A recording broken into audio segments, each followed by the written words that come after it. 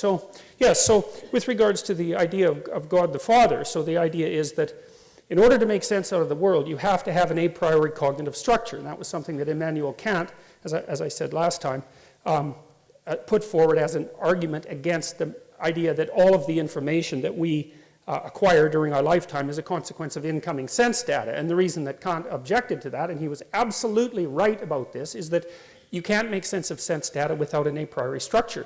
You can't extract from sense data the structure that enables you to make sense of sense data. It's not possible. And that's really been demonstrated, I would say, beyond a shadow of a doubt, since the 1960s. And the best demonstration of that was actually the initial failure of artificial intelligence. Because when the AI people started promising that we would have fully functional and autonomous robots and artificial intelligence back in the 1960s, what they didn't understand and what stalled them terribly until about the early 1990s was that it was almost that the problem of perception was a much deeper problem than anybody ever recognized. Because like when you look out at the world, you just see, well, look, there's objects out there. And by the way, you don't see objects, you see tools, just so you know, and the neurobiology of that's quite clear. You don't see objects and infer utility. You see useful things and infer object. So it's actually the reverse of what people generally think. But the point is that regardless of whether you see objects or useful things, when you look at the world, you just see it and you think, well, seeing is easy because there the things are, and all you have to do is turn your head and they appear. And that's just so wrong that it's almost impossible to overstate. Like the problem of perception is staggeringly difficult, and one of the primary reasons that we still don't really have autonomous robots, although we're a lot closer to it than we were in the 1960s, is because it turned out that you actually have to have a body. You have to have a body before you can think, and even more importantly, you have to have a body before you can see, because the act of seeing is actually the act of mapping the patterns of the world onto the patterns of the body. It's not things are out there, you see them, then you think about them, then you evaluate them, then you decide to act on them, and then you act. I mean, that you could call that a folk idea of psychological processing or perception. That is not how it works. Like your eyes, for example, one of the things they do is map right onto your spinal cord, for example. They map right onto your emotional system. So it's actually possible, for example, for people to be blind and still be able to detect facial expressions, which is to say for someone who's cortically blind, so they've had their visual cortex destroyed often by a stroke, they'll tell you that they can't see anything. But they can guess which hand you put up if you ask them to. And if you flash them pictures of angry or fearful faces, they show skin conductance responses to the more emotion-laden faces. And it's because, imagine that the world is made out of patterns, which it is, and then imagine that those patterns are transmitted to you electromagnetically, through light, and then imagine that the pattern is duplicated on the retina, and then that pattern is propagated along the optic nerve, and then the pattern is distributed throughout your brain, and some of that pattern makes up what you call conscious vision, but other parts of it just activate your body. And so, for example, when I look at this, whatever it is, bottle, that's the word. When I look at it, especially with intent in mind, as soon as I look at it, the pattern of the bottle activates the gripping mechanism of my hand, and part of the action of the act of perception is to adjust my bodily posture, including my hand grip, to be of the optimal size to pick that up. And it's not that I see the bottle and then think about how to move my hand. That's too slow. It's that I use my motor cortex to perceive the bottle, and that's actually somewhat independent of actually seeing the bottle as a conscious experience.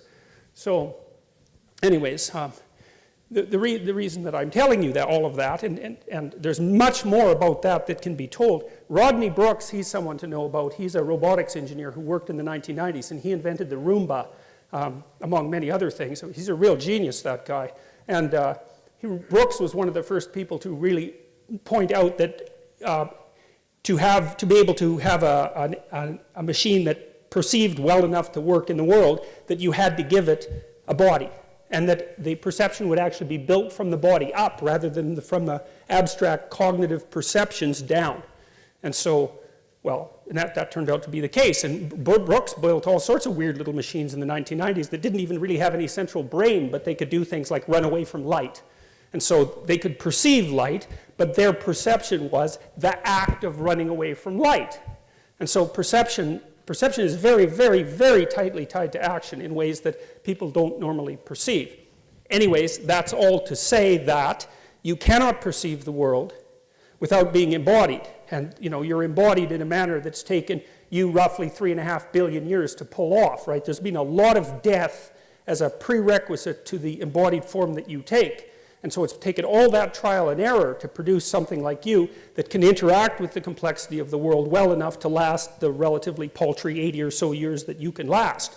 And so I think about that as, and this may be wrong, but I think it's a useful, at least it's a useful hypothesis. I think the idea of God the Father is something like the birth of the idea that there has to be an internal structure that out of which consciousness itself arises that gives form to things. And well, and if that's the case, and perhaps it's not, but if it's the case, it's certainly reflection.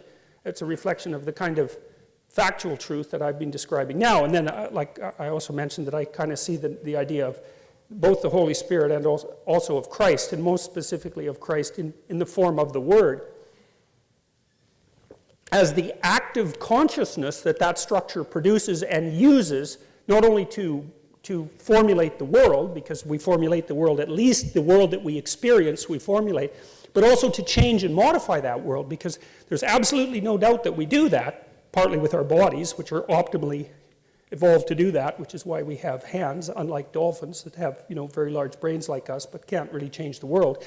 We're really adapted and evolved to change the world, and our speech is really an extension of our ability to use our hands. So the speech systems that we use are, very well-developed motor, very well-developed motor skill, and generally speaking, your dominant linguistic hemisphere is the same as your dominant hand, and people talk with their hands, like me, as you may have noticed, and we use sign language, and there's a tight relationship between the use of the hand and the use of language, and that's partly because language is a productive force, and the hand is part of what changes the world. And so all those things are tied together in a very, very complex way with this a priori structure and also with the embodied structure. And I also think that's part of the reason why classical Christianity puts such an emphasis not only on the divinity of the spirit, but also on the divinity of the body, which is a harder thing to grapple with. It's easier for people to think, if you think in religious terms at all, that you have some sort of transcendent spirit that's somehow